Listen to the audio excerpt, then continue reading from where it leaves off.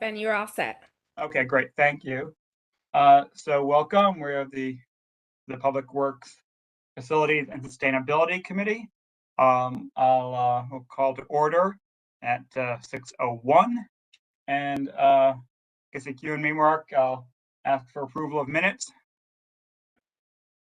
Yeah, so moved. Okay, second and approved.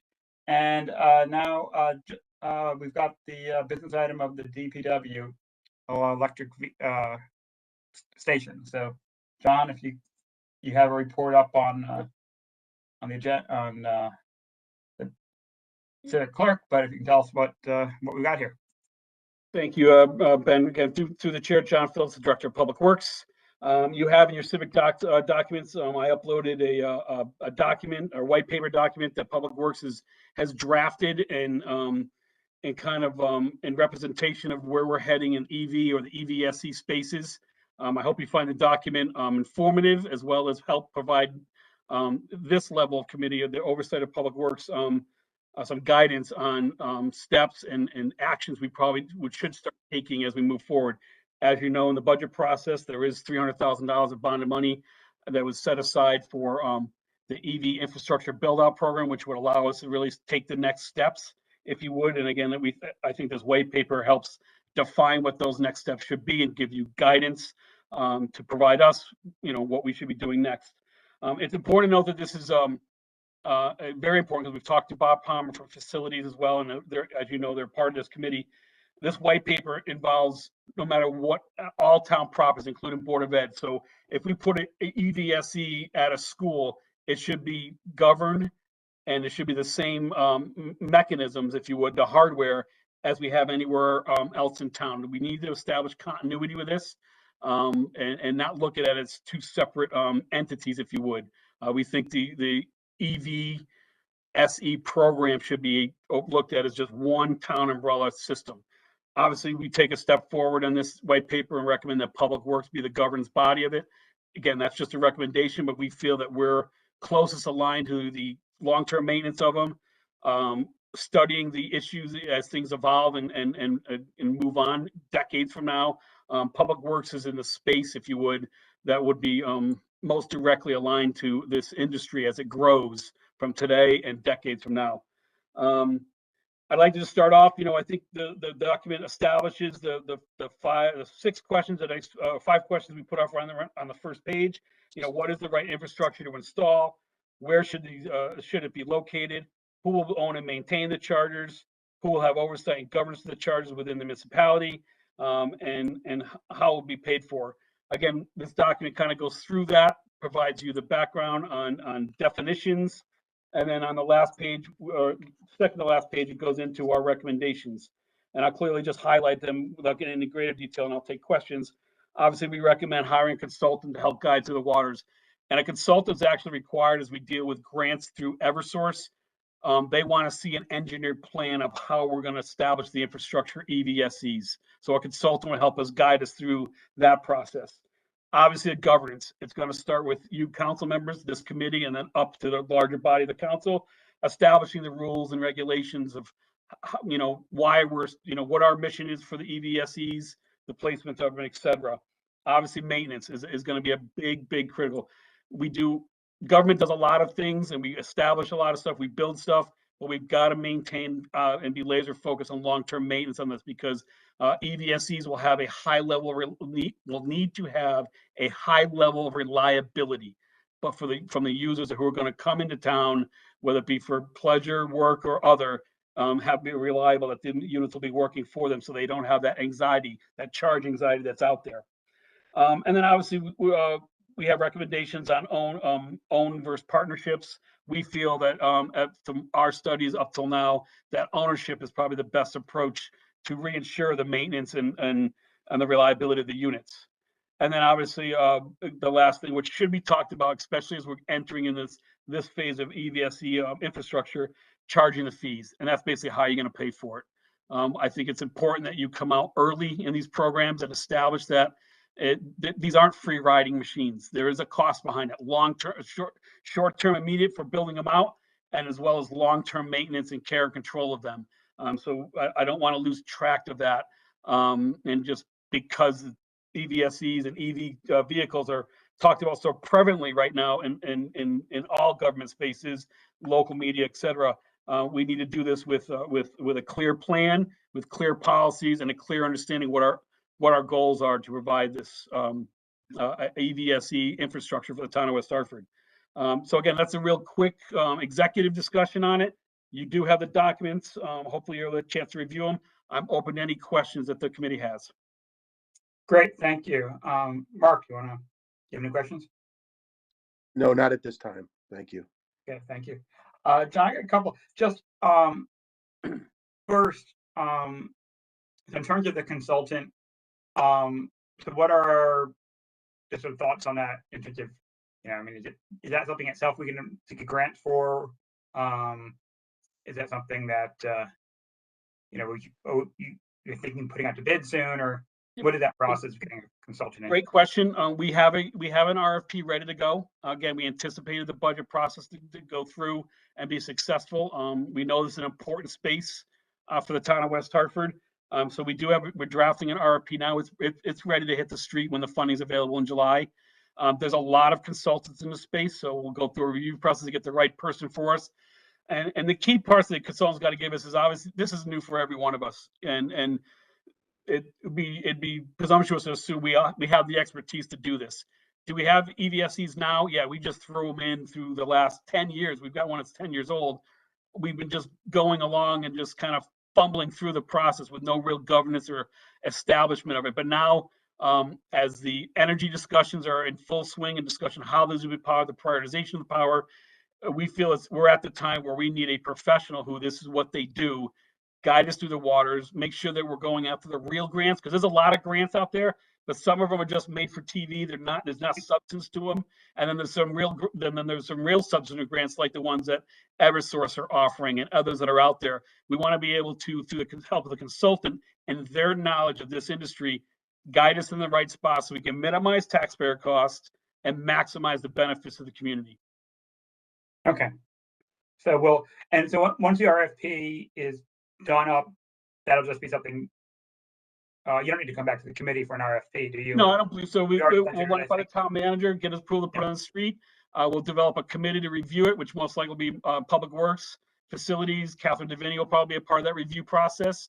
Brooke Nelson, she's been a big player in developing this white paper and understanding the industry from a parking perspective, because as you can imagine, it aligns very well with the parking industry. So there's a lot of expertise in that space. And so Brooke has been instrumental in giving us information and looking at this. Some of your bigger cities across the country are way ahead of us, especially on the West Coast. For one, we've been going off a document from Boston, which has been a very good document that you can look up online, because Boston's actually doing a lot of great things in the EVSE infrastructure space. So we think we're doing everything we can from our expertise and our skill sets, but the RFP will go out. We're confident we'll find a good consultant to help us take this. But no, we don't have to take it through the committee for approval for that. It becomes admin at that point. All right. And then just in terms of what we have right now, so we've got, I know we have some at Town Hall, and then we have some in the parking garage in Isham. Yep. Is that it? We have 4 units in total. We have one at a Arapahoe parking lot, which is the original we put in a long time ago. That's the 10-year-old one. That's okay. A level 1, phase 1, level 1 charger, slow charges. It still works to this day. Cars go on it. It functions. Obviously, that would be upgraded in this process. We have a single station in the Isham garage on deck number 2. Again, we're seeing increased utilization. We're starting to get familiar with the cars. It's a lot of days it's the same cars. Probably some that works within the center. And then we have the dual head charger that's in the Town Hall parking lot. I believe Charter Oak School has one. There may be another one out there, but I'm not sure. But I definitely know Charter Oak has one. But just in those 5 units that I mentioned, they each have a different manufactured brand for a CP, which is a charging point. Again, we want to clean that up, and we want to have one centralized unit. We want to establish a manufacturer, because that will also help us any service agreement for a provider to keep them maintained by having one centralized unit. And right now they're all free, right? Correct. Do we have any idea of what we've been paying for sort of electricity so far? Not off the top of my head, but obviously the parking funds are subsidizing the fees. Yeah. You know, again, that's an important topic. Again, I think as we roll this out, I think it's a very important topic that we establish this. This is a utility. It's a public utility for the user of the vehicle. You'll talk to many people in the industry. The real drive is really get people established at their homes, right? And get your car charged while you're at night, low voltage, when the demand is down at night because everybody's at home, those kinds of things. And then your car should be ready to go for, just like any one of our vehicles with gas, a 300-mile range. You know, my Mazda CX-5 can go 330 miles on a full tank. So the theory is to get people thinking about their EVs in that methodology, that you shouldn't be leaving home without a full charge. But obviously you need to quail the anxiety that people are going to have for point-to-point destinations. And that's where the municipalities will come in and provide that infrastructure, whether it be for our full-time employment staff, visitors to our central business districts, all the districts throughout town, or just certain strategic areas point to point. But the establishing a fee, I think, is a very important discussion that we need to have on this. Okay. And I know I'm just trying to think of our infrastructure. Did Tesla have one over Corbin's Corner? Is that? Yep, those stations are dedicated to Tesla cars only. They're on the backside of Red Robin. Those are, again, those also are probably, those are north of 10 years old as well, because I was Tesla approached the town back when I was managing Blueback Square, when I had Brooke Nelson's position. And so that's over 13 years ago. So those units have been there a while as well. That's first generation Tesla. It is. Okay. Yep. All right. And just one, and how much do we expect to be using it for our own fleet at this point, in terms of? Great question. It's a really good question, and I touched on it a little bit during the budget process. Right now, EVs, right, are not ready for prime time in the sense what we would use on a commercial end. We have a great opportunity. We have some vans that are due for replacement, food service vans. We have some pupil services vans that move some students. They're ready for replacement on a conventional sense. But we'd love to see that fleet turned over to an EV space. The van EV space is starting to grow, and we expect movement on that. But right now, all the major manufacturers, and we like to focus on the major manufacturers first and foremost, they're still just taking orders of interest. There's no price point yet, and there's no manufacturer delivery date on those yet. Even in the car level, if you just want to go out and get a quick bolt, it's very difficult to source one brand new, long lead times, and that level of vehicle is not something we would recommend for our uses for right now. So we're looking at it and keeping our eye on it, but right now there's no opportunities yet on the EV. So what we're going to focus on is what the white paper talks about: establishing that EVSE infrastructure for storage of our vehicles at DPW yard, or if we have town vehicles in the town hall lot, establishing that network where they'll be dedicated for town services or for the public. And go ahead, Mark, you had a question? Sorry, I'm having computer problems. I'm on my phone now. Hey, John, any understand about the EV not being on a commercial, but how about hybrid? Any thoughts on hybrid for those vans? I know my buddy just bought the Ford pickup truck, and it's amazing. Yep. We would. It's certainly an option. We'll look at it, but we would love to see those vans full EV, because we think that's a good spot for those Vs. They do a lot of mileage, so there's a big benefit if we were to get those in EVs. But if the EV industry is still years away from really having a reliable manufactured piece in the van space, I agree with you. The hybrid is the next best option.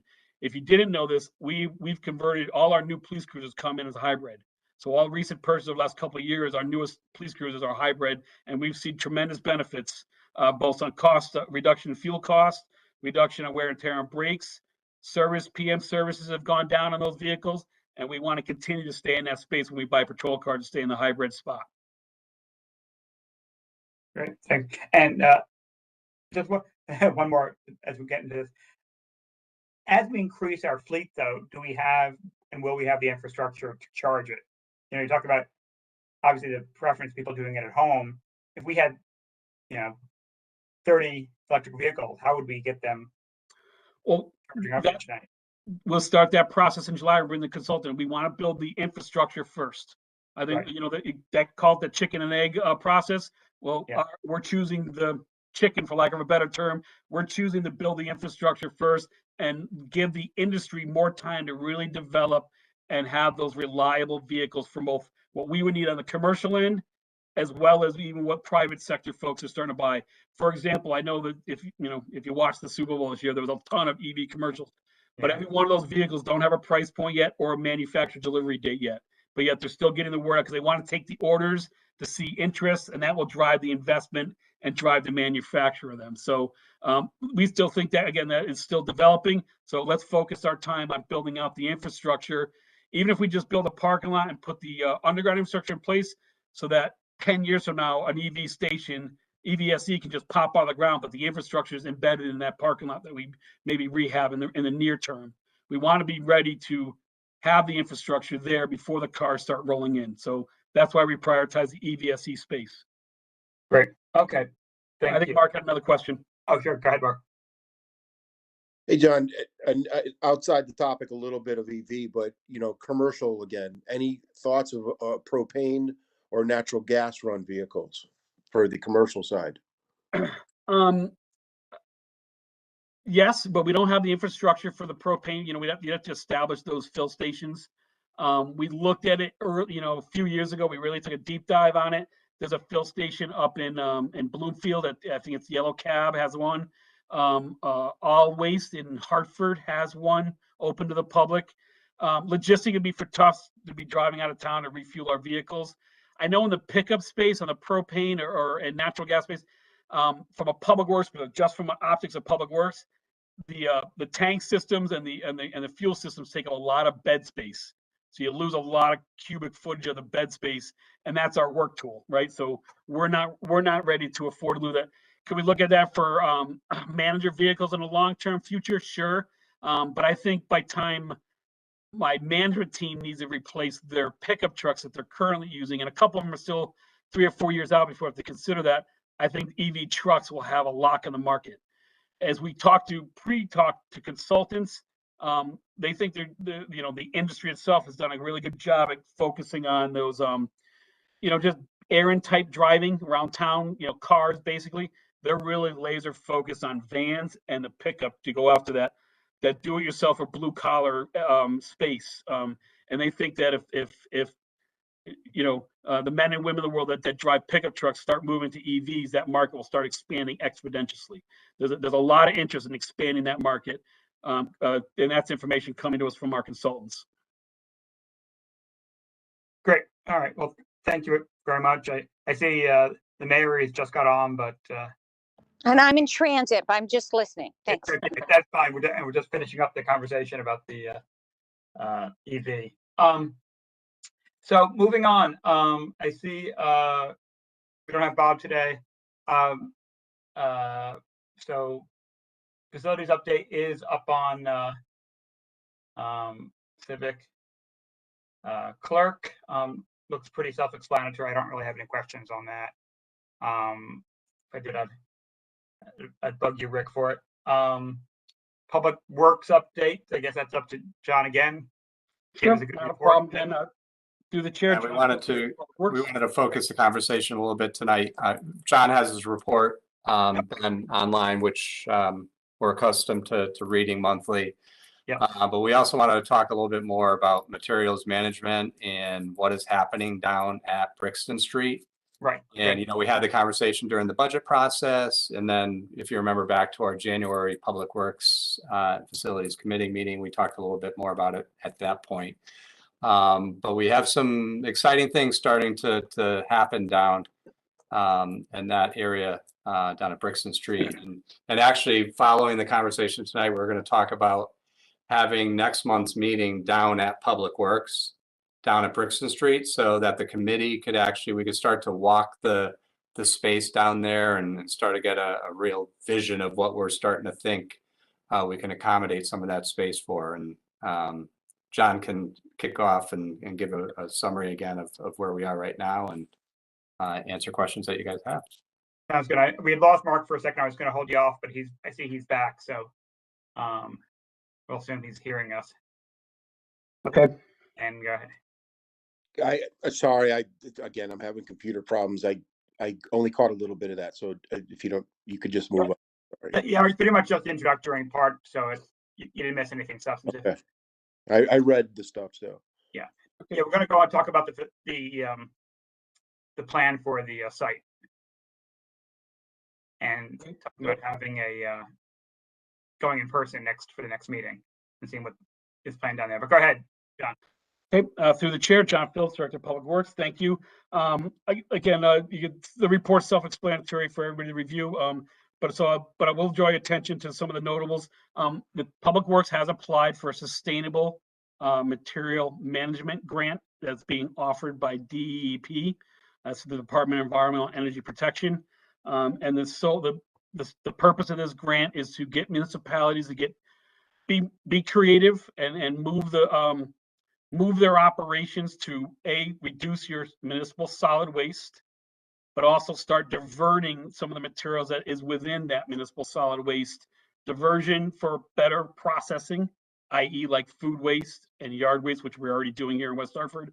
And then obviously capitalizing on all your recyclables, which again, in today's market, recyclables that are a high premium for their commodity rates. So, the more materials that we can divert out and get into the proper markets, obviously high level goals, the better the environment will have an impact on it. But, West Hartford should feel great that we're contributing in that. So we did apply for the grant. Our submission is in. At a high level, we're requesting a pilot program of 600 homes to do a pay-as-you-throw unit-based pricing program for 1 year.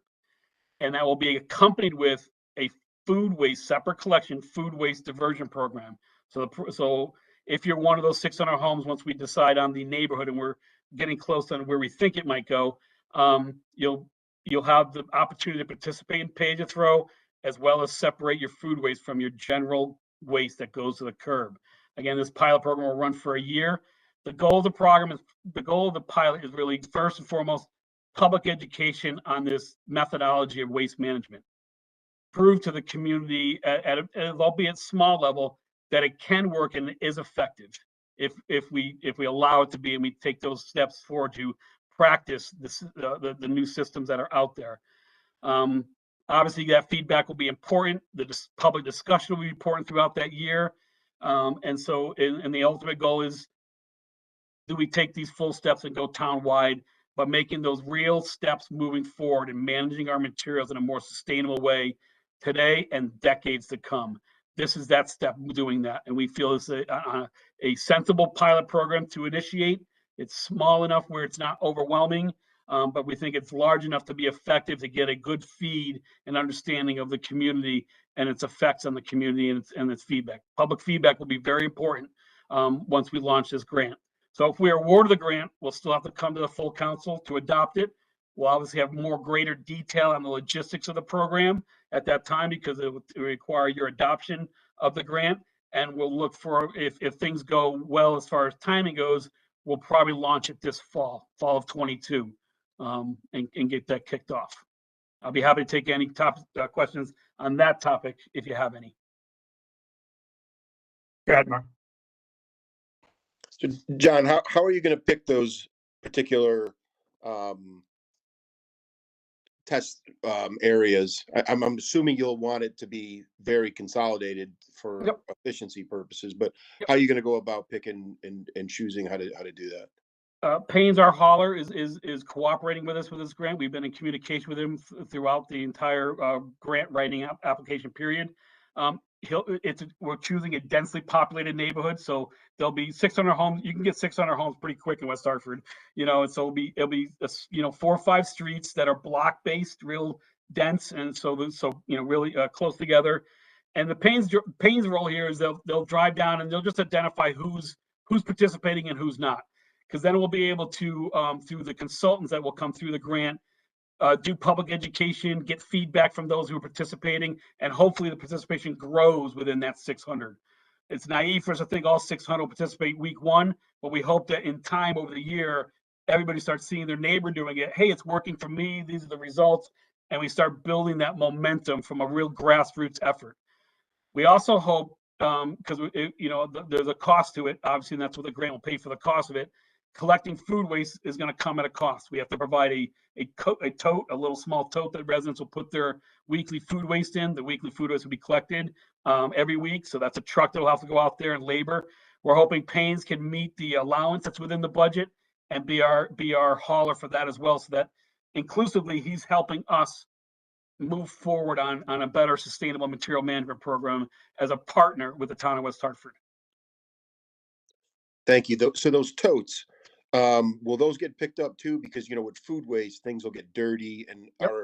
is there a communication plan prior to this, during, and walking people through it? Yep. A walk run? Yep. In the grant application, we built a budget that includes a line for communication, and it's heavily funded there.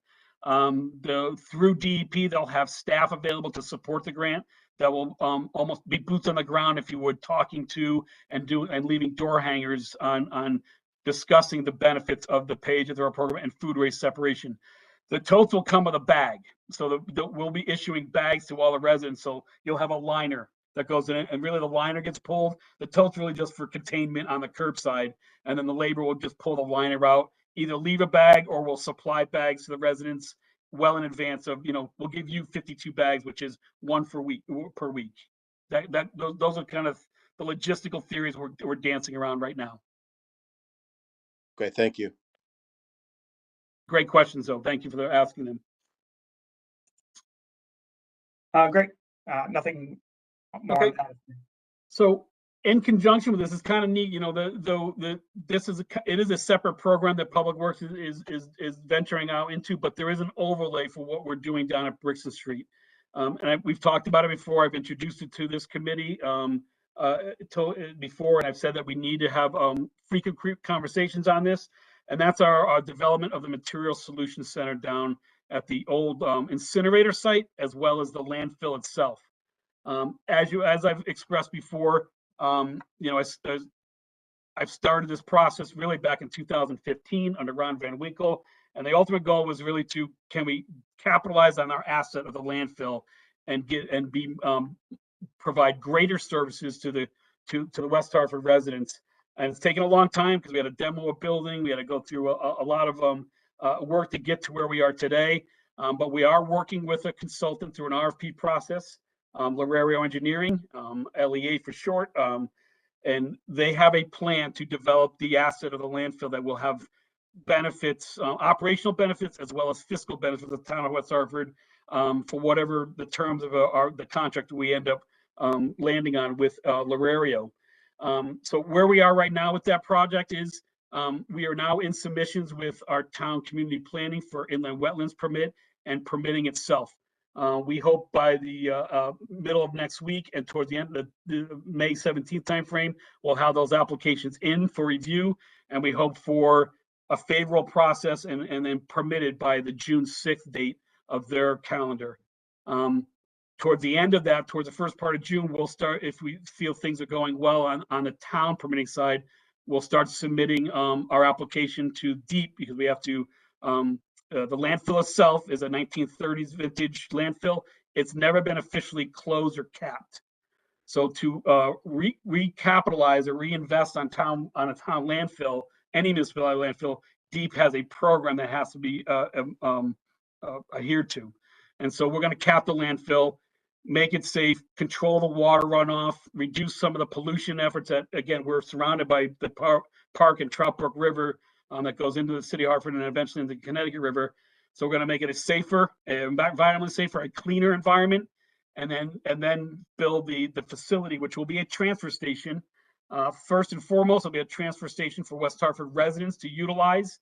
We'll provide additional services at virtually no additional cost to kind of the cost we're paying now.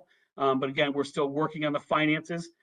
The plan involves us having no capital upfront cost. Our partnership with Larerio would do most of the capital investment on capping the landfill for the redevelopment, and then building the transfer facilities that will be a part of the partnership, where we could spin this into a regional opportunity where the town of West Hartford would earn revenue on the materials that come into the site to be transferred out. I want to be clear, nothing's going to be processed at this facility. this facility will be used solely as transfer. The two materials that we're focusing on that we think is a good market space to be in, you know, for Lararia's perspective as well as Town of West Hartford, is construction demolition debris. That's going to be a very difficult market for construction industry, you know, whether it be small local contractors to your medium-sized contractors. We wouldn't be taking the larger stuff, you know, the real large construction stuff, really the medium to light. And bringing that stuff in for receiving, and then it'll get transferred out for processing. And then also we think the opportunity here for bringing food waste into this facility and then transferring out to the anaerobic digestion or other types of means of composting that are starting to develop in the state, if not the region. There are places in Massachusetts that would take this material as well for full recycling. We think that's that maximizes the use of the facility for what the market would bear in the greater Hartford area. As a strategy, though, this facility will be prepared to take MSW, which is our garbage, because the markets in Connecticut are very volatile as far as consistency and reliability on where we'll bring our own trash, which we average anywhere between 18 to 20,000 tons of garbage per year. We'll need to have infrastructure in place to move our own trash if we can't bring it to a local incinerator. And as you know, August 1st or thereabouts, the Hartford incinerator is closed. They will not take any more trash. And that Hartford incinerator takes 1/3 of the state's trash for trash to energy. We currently have a contract with Covanta in Bristol. We do direct haul there, which is a great benefit to the town of West Hartford, but that contract expires in 2024. There's no commitments right now what happens beyond 2024. So there's two real scenarios that could happen. We could renew, and then it would give us that reliability, but at what cost? We know we're going to be north of 120, I believe, in talking to Covanta now, but it could be 150, could be 140, could be 130. We might be able to transfer our waste for 110 for something cheaper than what Covanta is going to charge us. We need to be in position as a strategy to move our waste 20,000 tons in the best and most cost-effective as well as environmentally friendly as can be when you're talking about trash. So the facility will be able to manage our own waste if it comes to that as well. The front end will be 100% open to the residents. So you, Mark, you, Ben, you know, Rick, Sherry, you know, all residents will be able to come into the facility, be state of the art, and it'll be there'll be a waste stream or a stream pathway for anything you have to be thrown away, from hazardous waste, which will be more periodically, won't be daily, but they'll be more frequent than we offer now. But tires, small chairs, small furniture, bulky waste. You'll still be able to bring your own yard waste down there as you do now. Book recycling, you name it. We hope to have a solution for all materials that we're generating in our household.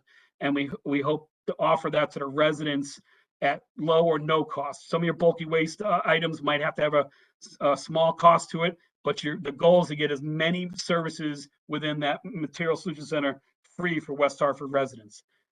Once we establish our strength in that space, the opportunity does open it up to go regional, which I think is a good story for West Hartford, and I think it's something we could accomplish. And again, we would benefit from that long term because we could start seeing host fees by accepting some of these materials, which municipalities across the region will struggle with.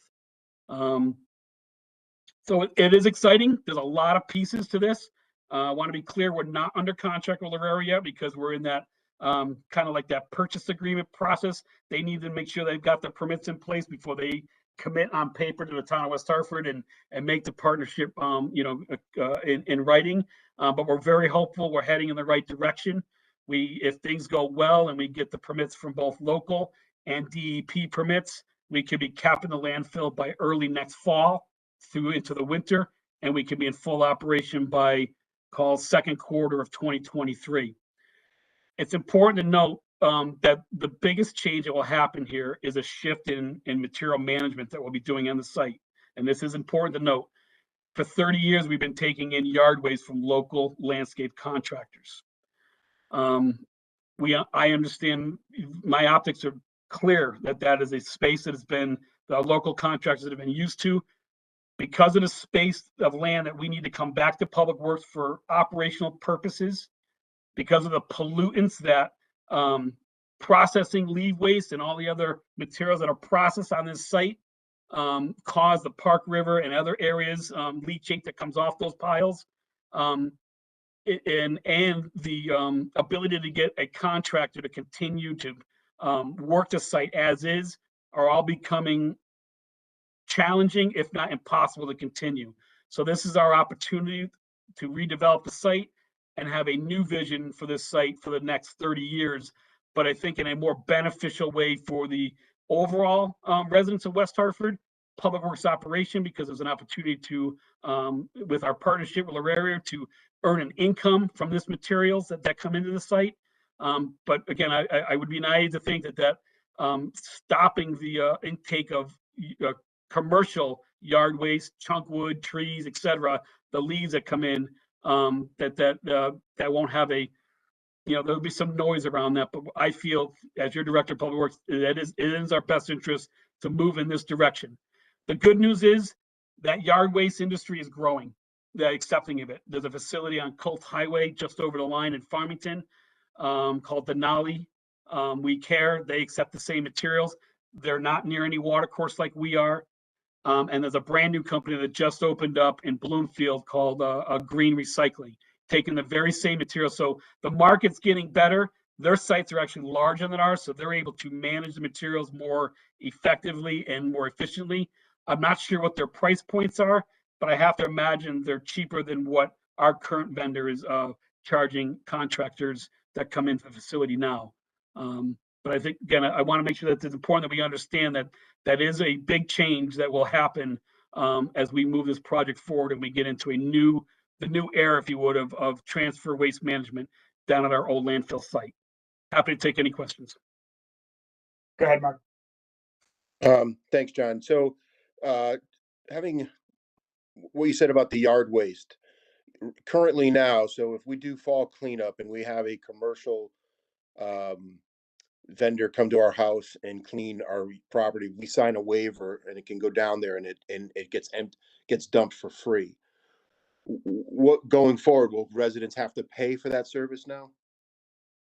Well, it's going to be built in your price point with your contractor. I can't sit there and tell you how they're going to adjust, how they're going to have to make adjustments in whatever they need to do to get rid of the material. I can tell you this from our end, that program is not manageable. We don't know what, obviously a good portion of the material does come from our residents, but we feel there's a fair portion that does not. And we have there's no way of dialing in, did this pile of leaves come from a West Hartford property or not? I'm sorry, this industry you want to trust everybody, but it's, when you're talking about free versus fee, it's funny how much materials comes from West Hartford. In theory, if I was a contractor, I can clean up Newington lots, go pick up your lot, have you sign my waiver, put your yard on top of the 4 yards I already have in my truck, and then go tip. Right? I mean, we deal with that all the time. We take in commercial stuff, but we have no way of managing that. And like I said, that's an operational issue that obviously gets cleaned up. And again, that's a shift that you'll certainly see from your contractor, but I couldn't tell you what he needs to still be competitive, right? He still needs to be competitive in the market. So he can't price himself out just because of whatever his new costs are. So again, that's the best I can answer for them. But I do know that from our site, it's a bad processing area because of the pollutants that it has. And we get no fiscal benefit from Supreme Force working on our site now, and they take in thousands of yards of material that aren't necessarily related to West Hartford. Okay, thanks. I assumed that too, but okay. Like I said, I don't underestimate the seismic shift this will be. It's been a 30-year practice that all this stuff's come down there, but we feel in studying the market, it's time for change. So, Rick, I think you're talking about maybe having an on-site view of it. Yep. At the next meeting. I recommend our next meeting, or maybe it's a workshop if we don't want to take away the value of the meeting with facilities. Maybe we have a workshop that works for everybody's dates. An evening meeting. bring sneakers, bring shoes, walking shoes, and we walk the site because it's easy for us for me to explain. I'm trying to paint the picture as best I can, and I've got illustrations that I can certainly send out, and I have sent out already. But it's really eye-opening when you see the magnitude of the operations going on and all the systems that are happening, both fire, public safety, police, public safety, the dog facility that's down there. We're all crammed into this little site, and we all have our own priorities. And they all have their meaning. They all have meaning for everybody, what they do and value to the residents. And it's really trying to rebuild this whole Brixton Street facility or campus, if you would, is a real challenge. And I think it would benefit you as council members to understand some of these policy changes that are coming down and that we're bringing towards you, and operational changes, understand the impacts of that. Great. Yeah, I think we can talk about Mr. that offline.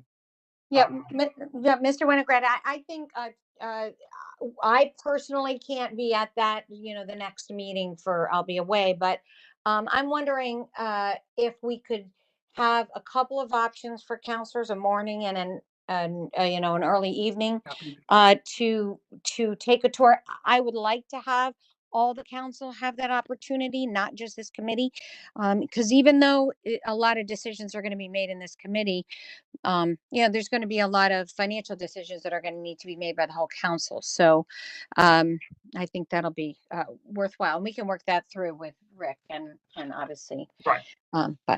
But I would recommend, and I just wanted to give John a just a real recognition for the incredible amount of vision and perseverance that he's had. This has been challenging, and we haven't. Our community does not lend itself easily to, we just don't have land, and it's very hard to accommodate these kinds of demands. So, but John's been talking to us about this for so long, and I think we are at a bit of a turning point of really being able to step forward into what he's been coaching us to do for a very long time. So I'm very grateful for that. I do want to ask on the contractors question of having town facilities. Are we unusual for that? For 30 years we've had that ability, or are we an outlier, I guess, is my question. That's a great question. The closest municipality that is operating like we are is Fairfield. And if you recall, you may not have caught the news on it. Oh God, had a huge scandal the last couple of years where several people, counterparts of mine, and I know a couple of people personally, it went upside down on them illegally. Yeah. Outside of that, most municipalities take it from their residents, but no commercial take, because again, it's unmanageable, and the volume that comes in from a commercial entity, those that have come down the bricks have seen it. The volumes of material we have down there is not coming from the actions that Public Works causes the collection. The vast majority of the volume that you see down there, the large chunk would come from tree contractors and heavy yard rebuilds, complete yard landscape rebuilds. That volume comes in every single day and is processed on this site, which has its pollutants and issues in and of itself. So yeah, I think it's a fair statement to say we are an outlier to be 100% pulling in commercial materials for no fiscal benefit to the town of West Hartford. Thank you. Thank you, John, and thank you, Mayor, for that question. Yeah, I don't want to hear our name in the same sentence as Fairfield Public Works ever again.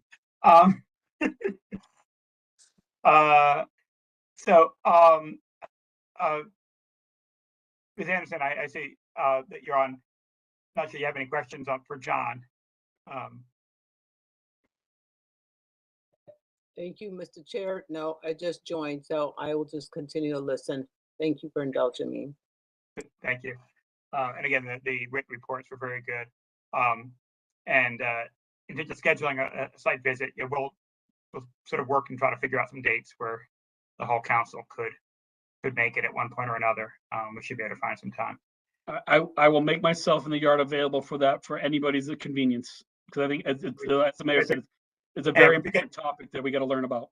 And if pick a day, we should probably pick a rain date as well. So, sustainability. Rick, do you want to anything? Catherine's not here, but Sure. Yeah. Thank you, Mr. Chairman. Rick Ledwith, acting town manager. And just for a moment, I just want to add on to the Chair's comments, Mayor's comments on the vision of our Director of Public Works, John Phillips. You have two topics tonight that, between the EVs charging stations and our Materials Solutions Center. And, John has always had us on the forefront. We're always a couple of steps behind, in front of everyone. And I've learned so much from him over the last few months transitioning into this role. And I really, really respect and appreciate John's leadership. And again, to these two areas, I think it's very, very exciting in terms of where we will be 12, 18 months from now in both areas. So thank you, John. Kind words. In terms of the sustainability report, so Catherine Davini, our energy specialist, could not join us for our meeting tonight, but she did have a chance to upload her comprehensive report. I'll hit on a couple of highlights. One, the Heat Smart program, which we've talked about over the last couple of meetings, continues to roll out successfully. To date, we've had 146 households sign up, and we've actually completed 44 home energy solution assessments. So good progress on our Heat Smart program. A couple of other things that are highlighted here that folks can read through. But the other thing I really wanted to highlight was you remember actually it was at our very last meeting, we had the Sustainability Advisory Group present to the Public Works Facilities and Sustainability Committee. And it was a report that was a result of all of their work, that the SAG group is now no longer in existence with the finalization of that report. But if you remember, they made several recommendations in that meeting, and just wanted to give you an update as to where we were with a couple of those recommendations. So one of those recommendations involved the creation of a sustainability website. And through the work of Catherine Davini and Aaron Brown in our IT department, we have completed the website design. So it's on the westhartfordct.gov website. And if you go under departments, you will see sustainability has its own department. So you can click right on to sustainability. Right now, it's a decent website. We need to add a lot more information to it. It's very in its immature stage right now, but it's ready for the work of our continued work of sustainability. So we will begin to add to that website in the coming weeks. The other major recommendation from SAG was to meet with our Clean Energy Commission, our Conservation and Environment Commission, and then our Pedestrian and Bike Commission, and discuss the possibility of those three groups working more closely, more jointly together, especially around sustainability initiatives, keeping them separate from one another, but combining at times as we continue our sustainability work. So Catherine, myself, and Cynthia Latour, our Assistant Corporation Counsel, met with the chairs of each of these three commissions. It's probably 3 or 4 weeks ago now. And we discussed that initiative with them. Very well received by the chairs of those committees. So where we are right now, they were bringing back the results of our meeting to each of their respective commissions during their May meetings. Assuming it's equally as well received by those commissions, we will meet jointly as 3 large groups in June and start to kind of map out a strategy in terms of how the 3 of those groups will move forward separately, but while also maintaining an overall goal towards sustainability. So far good. So far so good on the sustainability front. So And then one other thing I would highlight in Catherine's report is an update on our utility budget. And as of now, we are projected to come in a little bit below budget between electricity, natural gas, and water, which is good. We have seen our natural gas prices, obviously, we're starting to see some increases there. So that is projected to come in slightly above, but we'll be below in electricity and below in water, which will get us below budget overall for this fiscal year. And that fits the highlights of our sustainability report. Happy to answer any questions that the committee has. Back to you, Mr. Chairman. Great, thank you very much. I guess I'm one of the 45. I did have the heat. Yes, you are. Yeah. The survey done. It took, it was actually a lengthy process because they were doing so much. It was a couple hours, and they inspected, and they hooked up their the fan in a doorway to blow air out so they could pick up the drafts, and they found lots of interesting stuff and put some pretty nice sort of in doorways. They did talking around windows and that sort of thing, but they also did sort of putting in padding around door frames that I had this done maybe 15 years ago. They did a far more complete job they had done that time. Last time it was sort of stapled in things that didn't, do much, and these were, very professional. And they're also, I guess, going along with it, lots of rebates on installation and stuff. That, so I would highly recommend it. It's really you're getting your money's worth for the inspection. Excellent. Yeah, and there's going to be more outreach occurring through the next couple of months as well, so we can reach more residents. It really is quite a program. Now, anybody have any questions for Rick on sustainability? No. Sherry? No, I'm all set. Thank you. We're all good? Okay. Very All good. right. So we will we'll set up a couple of meetings. We'll have a morning session and an evening session for a tour of Brixton Street. We'll get that set up for later in the month, early part of June. Thank you, Mr. Chairman. All right. Sounds good. All right. We will adjourn. So thank you all. 5 minutes early. So Well done, Jim. enjoy what's Awesome. a nice evening. Thank you. All right. Good night. Cinco de Mayo. Thank That's you. right. For all those who celebrate, go enjoy. All right. Right.